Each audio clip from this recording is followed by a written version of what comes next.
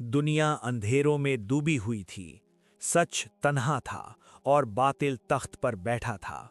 ऐसे में एक इंसान उठा जिसके पास ना लश्कर था ना खजाने, मगर इसके पास हक था, और यही हक पूरी दुनिया को बदलने के लिए काफी था।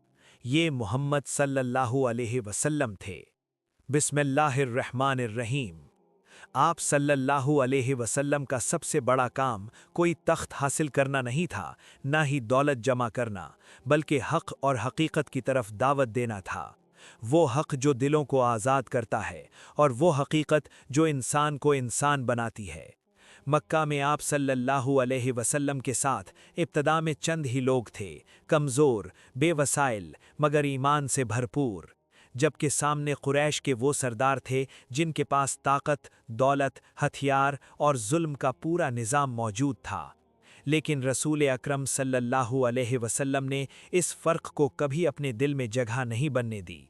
जब आप सल्लल्लाहु अलैहि वसल्लम ने क़ूलू ला इलाहा इल्लल्लाहु तुफ़्लिहू की सदा बुलंद की, तो मक्का की ज़मीन लरज़ गई। ये सिर्फ़ एक जुमला नहीं था, ये पूरे निज़ाम जुल्म के ख़िलाफ़ ऐलान बगावत था।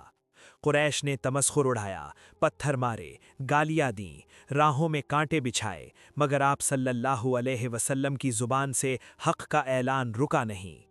कभी आप सल्लल्लाहु अलैहि वसल्लम को दीवाना कहा गया, कभी जादूगर, कभी शायर।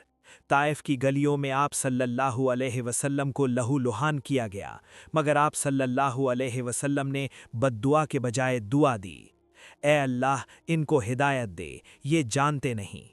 यही वो लम्हा था जहां तारीख ने फैसला किया कि ताकत किसके पास है, हथियारों के मालिकों के पास या अखलाक के वारिस के पास। मक्का में हालात इस कदर सख्त हो गए कि मुसलमानों पर माशी बायकॉट मुसल्लत कर दिया गया। 3 साल शैब अबी तालिब में भूख, प्यास और तंगी ने सबको घेर लिया। कई कई दिन चूल्हा न जलता, बच्चों के रोने की आवाज़ें गूंजतीं, मगर रसूल अकरम सल्लल्लाहु अलैहि वसल्लम के कदमों में लर्जिश न आई। आप सल्लल्लाहु अलैहि वसल्लम जानते थे कि ये रास्ता आसान नहीं, मगर ये अल्लाह का रास्ता है।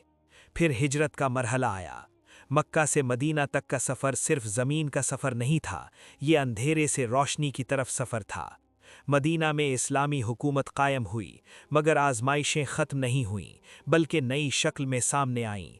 अब दुश्मन सिर्फ कुरैश नहीं थे, बल्कि अतराफ़ के वहशी कबाइल, यहूदी साजिशें, मुनाफिकों की चालें और दुनिया की 2 बड़ी सल्तनतें ईरान और रोम, सब इस्लाम के ख़िलाफ़ सफ़े आरा थीं।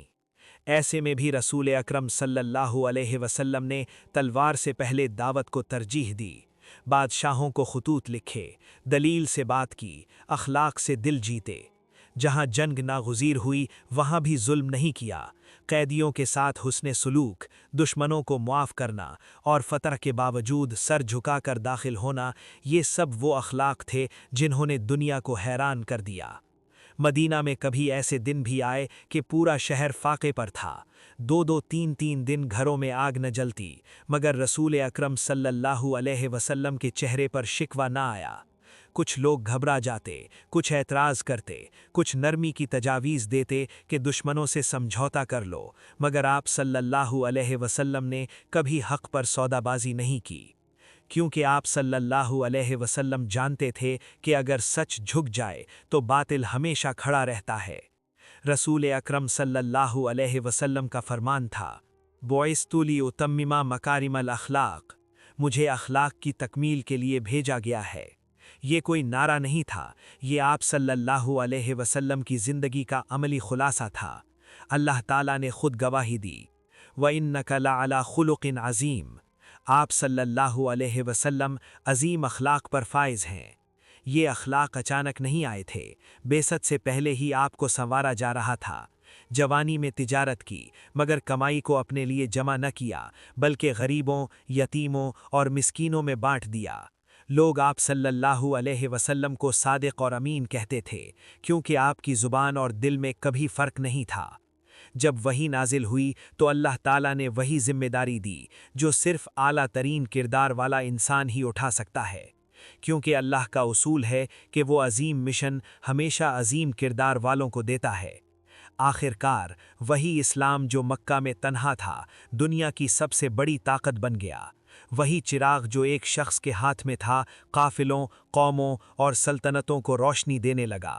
یہ سب تلوار سے نہیں بلکہ استقامت، اخلاق، یقین اور حق پر ڈٹے رہنے سے ہوا۔ یہ کہانی ہمیں سکھاتی ہے کہ اگر تم سچ پر ہو اور تمہارا کردار مضبوط ہے تو چاہے تم تنہا ہی کیوں نہ ہو، اللہ تمہیں کبھی تنہا نہیں چھوڑتا۔ یہی وہ سچ ہے جس نے تنہائی میں بھی ہمت نہ ہاری، یہی وہ کردار ہے جس نے ظلم کے مقابل سر جھکانے سے انکار کر دیا۔